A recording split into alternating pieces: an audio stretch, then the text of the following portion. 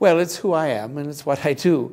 And even in my time, I tried to explain myself and to take what little observations I had from the world and share them with others. When I was writing my almanac and composing them and printing them, which is what eventually gave me the financial freedom that I enjoyed to retire at the age of 42, a lot of the sage sayings, my little epigrams, such as fish and visitors stink after 3 days, something I will try and keep in mind with my residency here.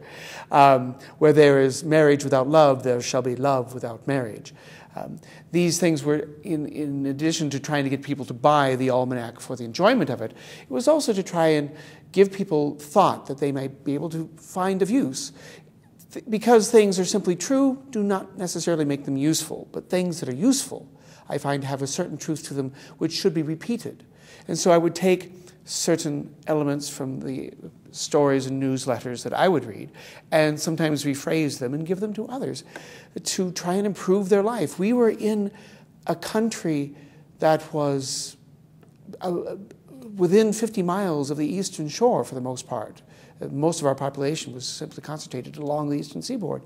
And as we were growing and expanding our population, we needed ideas. We needed ways to establish ourselves, which is one of the main reasons I thought religion was such a good idea, was that it gave people a method of arrangement to their lives that they would not have otherwise.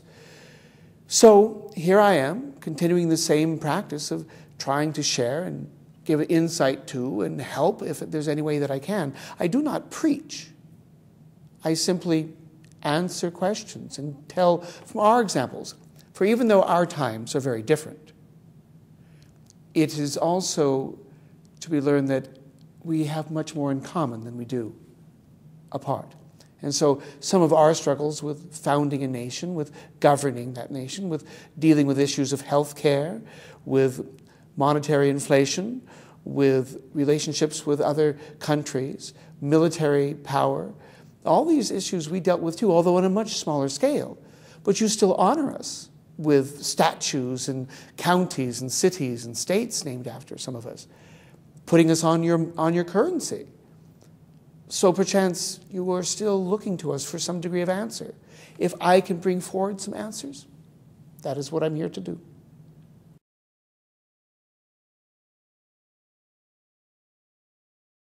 The main accomplishments, I suppose you could say, that I have was simply to make many good friends and to be a part of something that evidently has lasted. None of us thought, for example, that the experiment in democracy that we were founding would survive very long. General Washington, when he was asked how long would the Constitution stand, he thought maybe 20, 25 years.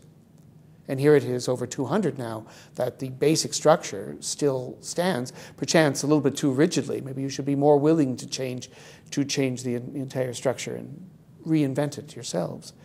But I'd made many inventions, or innovations actually, like the bifocals. They'd had spectacles for many, many hundreds of years. And I simply put a distance spectacle with a close-up spectacle, and therefore had my what you now call the bifocals, which I call double spectacles.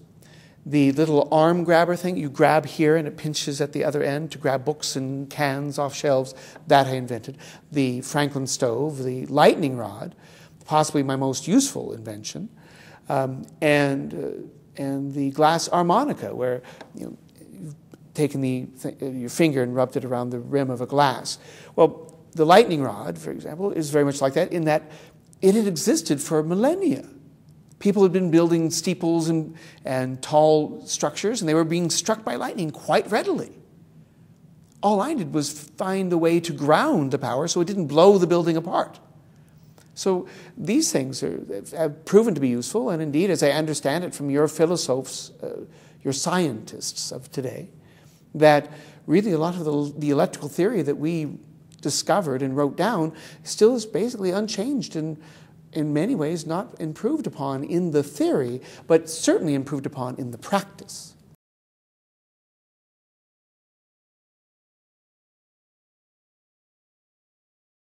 there is a gentleman who comes close to my scientific love, which was really one of my true loves. I hope that when I retired that I would be able to dedicate myself to philosophy, which is your scientific knowledge. His name is Dean Kamen, and is a person that I've read a good deal about. And he is an inventor. He created a wheelchair that can climb stairs.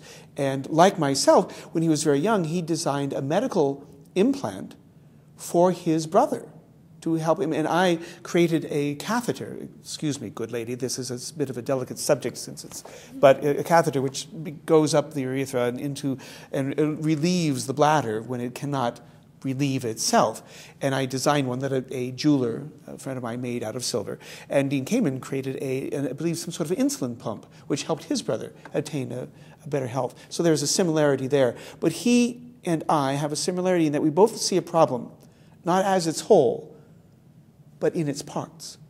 We see an issue and take it apart in as many different and tiniest incidences as possible. And then by toying with it and playing with it and considering what happens if you replace this word with that word or this formula for that formula, then eventually you realize, oh, we see it now not as one large problem, but as a dozen small ones. And that by sharing knowledge, by conversation, by discussion, you realize, oh, this is how we can now solve the problem.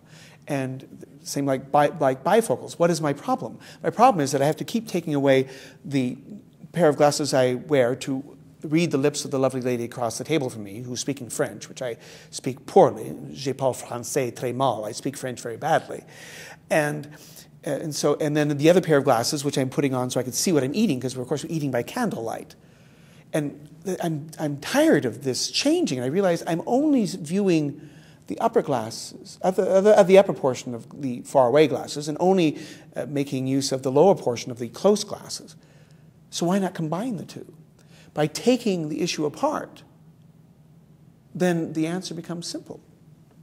And I think Mr. Kamen, I don't believe he goes into politics, which I wish I could have avoided myself. But for the pure essence of who I was as an explorer of life, I think he comes close. Politicians are a whole other breed. I don't know who amongst your politicians would be close to my way, because I was a collaborator. I would be the person standing in the middle of the aisle, not on either side. I would fight to get rid of gerrymandering, for example, because that is whenever a political representative only has to answer to people of one end or the other of a political party, then they never have to consider the other side or the middle. But if your congressional district is a mix of your left and your right and in the middle, then that politician must adhere to the majority, which is in the middle. I'm a middling man. I believe the compromise and collaboration is the way forward. And that is how I spent my political life. So I don't know, do you have anybody like that? Oh, maybe I understand that you recently lost a very great politician. We did. And from what I know of him, he may have come very close to what I tried to do, but was much more effective, perchance, than I ever was. So I salute your good Senator McGovern and wish him well in the afterlife.